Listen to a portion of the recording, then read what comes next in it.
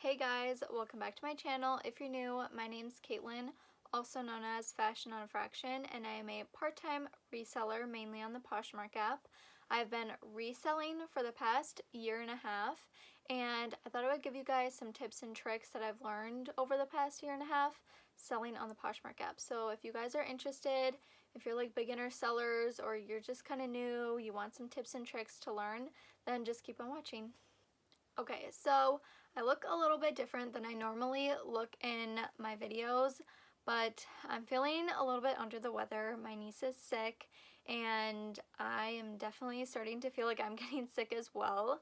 So I definitely didn't feel like getting ready, doing my makeup, all of that. So here I am, bare face and all. You guys are just gonna have to take me as I am because this is all you're gonna get right now. So I also wanted to mention that I'm wearing this Lululemon, I believe the style name is After All pullover, I believe. So I unboxed this in my latest unboxing video, which is the last video I just posted. So if you guys want to check that out, the link is down below. So without further ado, let's just jump into the tips. That way I'm not keeping you guys waiting. So the first tip I have for you guys is to start by posting like your own items from your closet. This will help you just familiarize yourself with the app. You know, you get to learn what people are really looking for, what they're interested in, how much they're willing to pay for things, all of that jazz. It helps you also learn like the process of selling, shipping, all of that. So you just really get familiarized with the entire app, how it works as a whole, how shipping works, all of that. This can really help you in the long run because it's definitely easier to start off by selling your own items than just going out buying a whole bunch of stuff and then trying to like learn after that. I started selling my own stuff on the app back in like 2013, so I've been on the app for a really long time, but I've been reselling on the app for only a year and a half. So I started out by selling my own stuff out of my own closet. It really helped me learn what people are really looking for on the app, how much they are willing to pay for something, you know, how the whole app works as a whole. The app is completely different now than when I first started on the app. When I first started on the app, it was completely different than it is now. There wasn't an offer button, there wasn't direct deposit into your bank account. You had to actually request a check, and that took like a week to 2 weeks to get. So the app is completely different and it has grown a lot. So it's definitely a lot better to familiarize yourself with the app before you actually start reselling. The second tip I have for you guys is to be consistent with whatever you're doing. So if you're doing it part-time, you're kind of just starting out, just be consistent, share your closet. If you can only like share your closet once a day, that's fine. Just be consistent with whatever you're doing. It doesn't have to be in big amounts, but just make sure that you are being consistent with whatever you're doing. So share once a day, list maybe 2 items a day. Just be consistent with whatever you're doing. You don't have to list every day. If you list like 3 times a week or something, that's fine. But whatever it is, just make sure that you are being consistent with whatever you're doing. That way, the people on the app are really able to see that you're active. This is something you are really trying to pursue. And then it also helps you get into your own routine of how you want this to run. And if you are wanting to make it into a business, then you already have that consistency in place, keep you on track, keep you in line, and all of that. So that's definitely like one of the hardest things to learn, is like how to keep yourself, you know, doing work when you're at home. Because earlier today I was like, I'm gonna get so much work done, and then I sat on the couch for a couple hours, I watched a movie on Netflix, and it's definitely hard to like adjust to that like working at home life. So by being consistent from the very beginning, you are definitely like, you know, retraining yourself to actually work during the day. So that has definitely got to be like one of my biggest keys, is consistency. My third tip for you guys is make sure that your photos are clean and clear. this has got to be like one of the biggest things I see on Poshmark is, you know, somebody will just be like posting a photo. They're not a reseller, none of that. They're just posting something out of their own personal closet to sell because they just want to make some extra money. So I will see them, you know, posting it. It's on their carpet, it's on their hardwood floors, it's on their bedspread.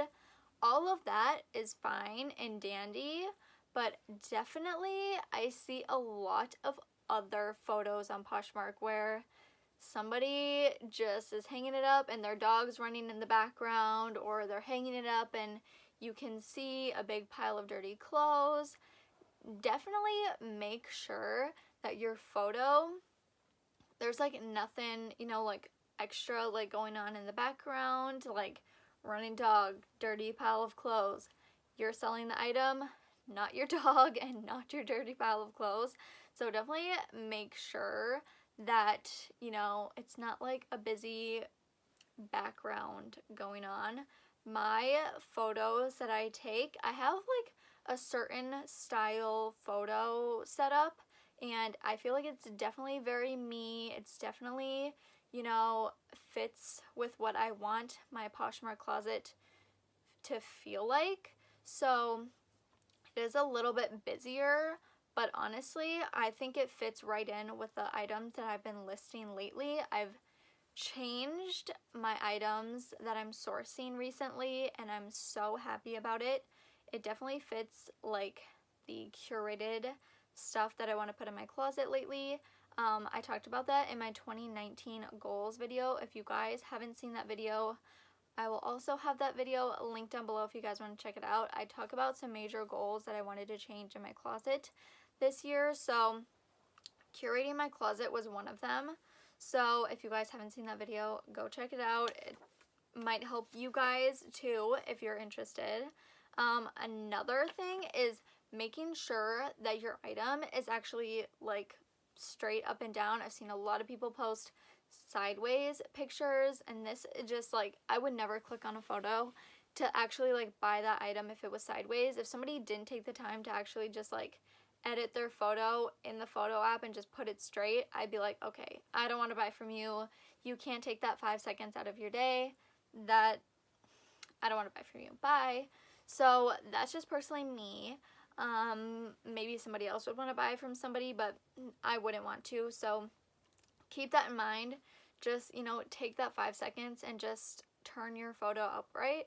It could definitely help you out a lot. Fourth tip I have for you guys is do your research. So when I started reselling, before I even started reselling, I did so much research on everything that I could possibly research. Items, what to source, what to price at, how to do inventory, how to do my shipping. I did research on absolutely everything, and it cannot help you enough because there's always more to research, there's always more to be learned.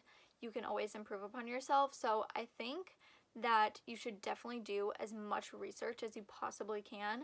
I got to the point where I would stay up until like 2 in the morning doing research on my phone, trying to find any information I possibly could until I couldn't do any more research. I felt like the only research that I could possibly do at that point was to actually just do it myself and just learn from my mistakes. I knew all the knowledge that I really needed to know, and then I could only build upon that if it was actually going through the experience myself. So do as much research as you possibly can when you're listing your items. Try to find the style name. Try to figure out, you know, what a detail on the item is actually called. Try to figure out, you know, what other people are pricing it for, what it has sold for. All of that can really help you in the future when you're actually listing something. You know, having a style name, people actually search by style name. If I'm searching for something Lululemon, I just bought Lululemon Fast and Free capri leggings, and I absolutely love them. So now I'm searching Lululemon Fast and Free. So somebody has Fast and Frees, but they don't have that style name in their listing or in their description. I'm not going to see their item. So their item is not going to be sold to me. It's going to be sold to somebody else that isn't searching for Lululemon Fast and Freeze. So definitely do your research. It can definitely help you out a lot when somebody is actually looking for an item. The fifth tip I have for you guys kind of like expands on the last tip. So it is to describe your item as best as possible. I did mention including the style name, including details. Also make sure you're including any damages or anything that the item has. If you don't include the damages, somebody can get your item and then open a case and then you don't get your money because you didn't include a damage. So definitely make sure you're including as much as possible. I always take pictures of the fabric content care tag. That way people can see what the fabric content is. Some people, you know, are sensitive to certain fabrics, such as like polyester, those like cheaper material fabrics. Some people have sensitivities to. So I definitely like to include that. That way people can see, okay, it has polyester in it, maybe it's not for me, or oh, it only has a little bit of polyester, it'll work for me, whatever it is, I like to include. It just helps people along in the buying process. I don't include measurements, but whenever somebody asks for measurements, I'm always willing to go out of my way and take them for them, because if I can make a sale, that's fine and perfectly fine with me. I don't pre-bag my inventory in such a way that I can't measure an item. I just put everything into a Ziploc bag and then put it into a bin. So it's really easy for me to just go in, grab the item, measure it, and then put it back. But a lot of people do include measurements on their listings. Personally for me, I think it just takes too much time, and I don't have that many people ask me for measurements when they buy an item, so I personally don't think it's really worth it for me. But if you yourself did have a lot of people asking you for measurement questions, I think it would be, you know, very beneficial for you to add those measurements in the description. But for me in my business, I'm part-time, you know, so whatever I can kind of like skip out doing works, you know, definitely helps me in, you know, my process and all of that. I don't have all the time in the world to dedicate to this, so throwing that to the wayside has definitely helped me out a lot. I can always just measure something if people ask, and I do, so you know, it is what it is. But I would say if you were full-time, measurements would definitely help. A lot of people, you know, they look for measurements, and if they don't see them, they do ask. But I think that it can help, you know, a buyer buy something faster if measurements are included.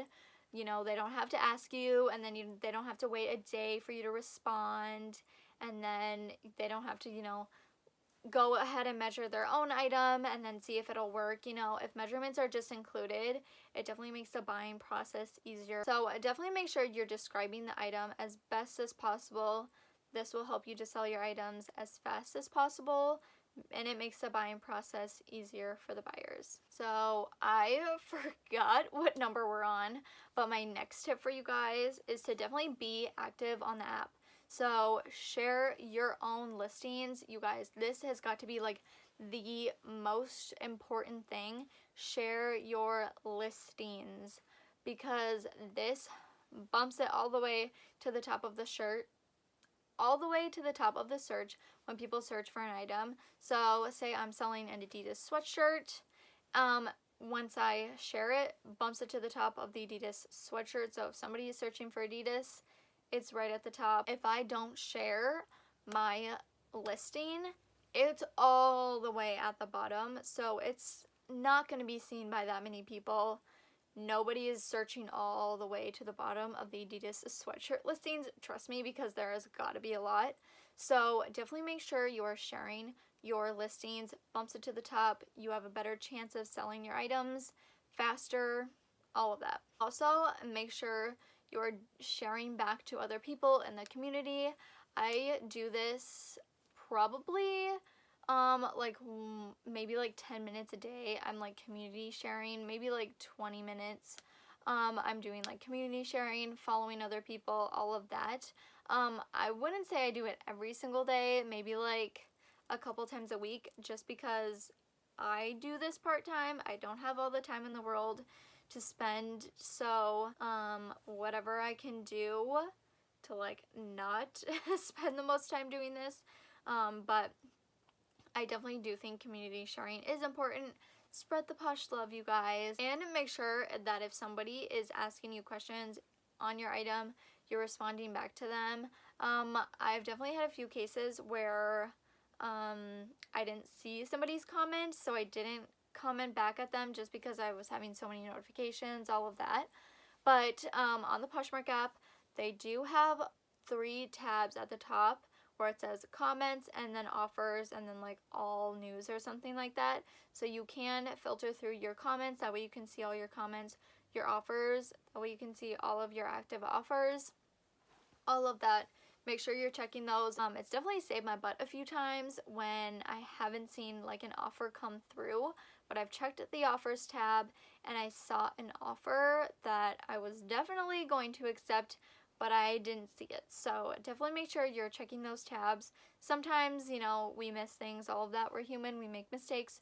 So definitely make sure you're checking those tabs. So make sure you're staying active on the app.